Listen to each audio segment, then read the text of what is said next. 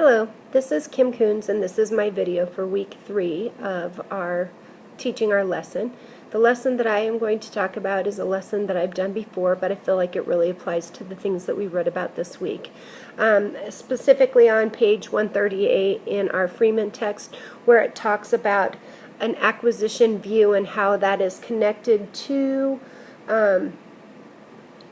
teachers following the gradual release of responsibility, and that totally ties into how I usually run my reading instruction. And so in this particular lesson I'm going to be looking at standard RI 3.9, which is comparing and contrasting the most important parts and key details presented in two texts that are on the same topic, although in this lesson students are only going to be looking at one particular article. The learning target is today I will compare and contrast the most important parts of two texts on the same topic so that I can deepen my understanding of craft and structure of texts. I will know I've got it when I can identify the most important part of a text, and students will have numerous opportunities to do that. The vocabulary for this lesson has to do with perspective being another word for opinion, compare another word for similarities, contrast being another word for differences, most important part another way of saying the main idea, a key detail another way of talking about supporting details. And so that's kind of the background for this lesson that I'm going to be doing today. This is the lesson that I would do, like I said, is going to be kind of like the gradual release. I really like the workshop model. So in this particular thing, I would review back to what we've done the last couple of days. And for this lesson, it was, we've talked about the perspective that an author has when they're writing a text. And then I would give an opportunity for my neighbors, to turn and talk about the perspectives that they remembered about last week, or their favorite one from last week, and give them a few minutes to do that, and then allow them to kind of share out before continuing on. Then I would tell them that today we are going to be reading the first of two texts that are going to be about the same topic, and today our topic is going to be Alex's lemonade stand, and that their job is to keep in mind what's the most important part or the main idea of that text. In order to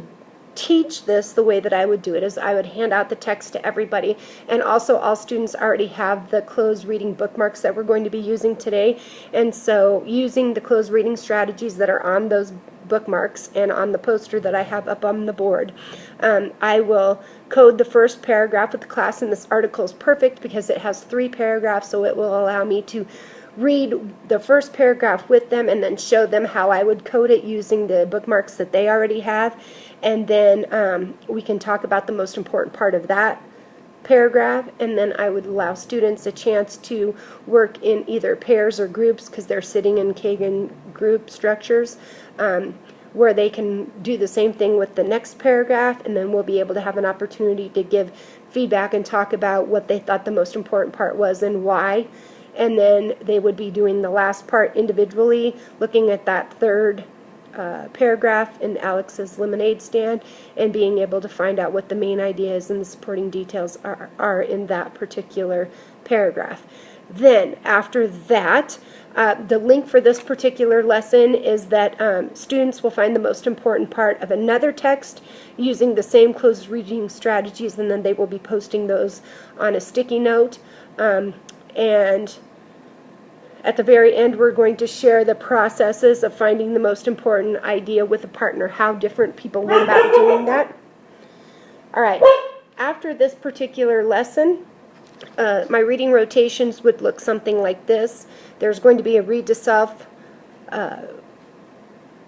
center, I should say, and in this one, students will be applying their own reading strategies. They will all be reading chapter 15 of Charlotte's Web and then identifying the most important part of that chapter. Once they've read that chapter, students will record the most important part on a sticky note, and then we'll put it on their What Stuck With Me Today board under their name, so that I know that they've done it, and it's a great way for me to be able to assess,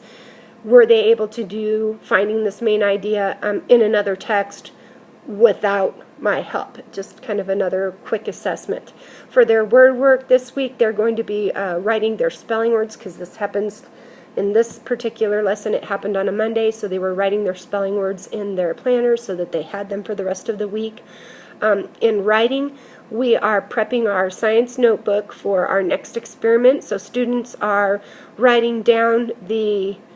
title of the experiment as well in their table of contents, and then they were going to be recording the focus question and what their hypothesis is so that they are ready for our next experiment, which we are going to be working on later in the day.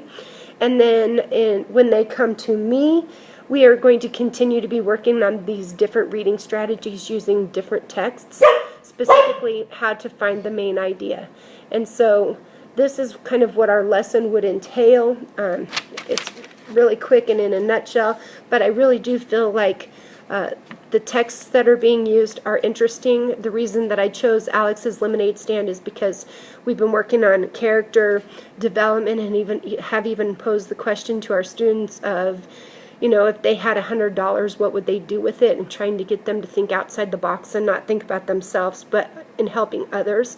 And Alex's Lemonade Stand goes right along with that, so that's why I purposely chose this particular article, so that students can see that they can make a difference even though they are just kids, and they still can make a profound difference in our world. And then the reason that we were reading Charlotte's Web is we are getting ready to go on a field trip next month to see the play Charlotte's Web, and so we just thought it would be a great way to connect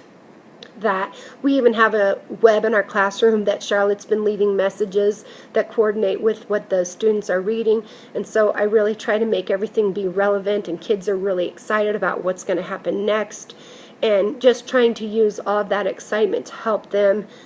be able to really find the main idea, or be able to differentiate between what is a supporting detail and what is a main idea, and that if I'm seeing the same word over and over again using my closed reading strategies, my closed reading strategies, if I've underlined the same word over and over again, it must be an important word, so might have something to do with the main idea. Just trying to give them those clues to help them be successful in their reading. Thank you very much for your time, and I hope you have enjoyed my video.